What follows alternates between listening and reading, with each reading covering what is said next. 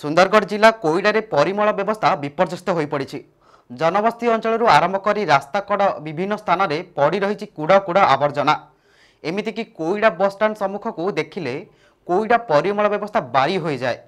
किभली भाव में सरकार स्वच्छता मिशन कार्यकारी होउची ताहा जल जल हो देखा जाए। आग को आसुची वर्षा दिन, स्वच्छता अभाव व्यापीब डेंगू जॉन्डिस मलेरिया भली रोग। 2014 मसीह सरकार स्वच्छ भारत मिशन आरंभ होइथिले मध्य कोईडा ब्लॉक रे यह संपूर्ण फेल मारी। 2022-2023 आर्थिक वर्ष में कोईडा ब्लॉक अंतर्गत सगड़भंगा ठारे अटकल मूल्य 10 लाख टंकार वर्ज्यवस्तु परिचालना केन्द्र निर्माण होइछि।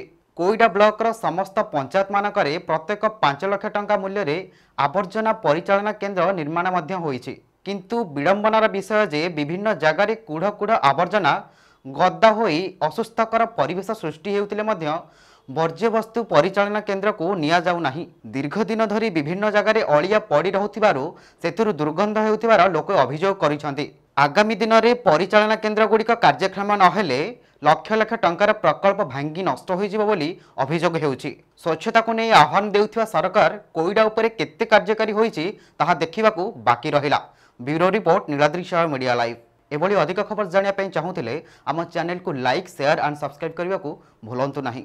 रहुछु नमस्कार।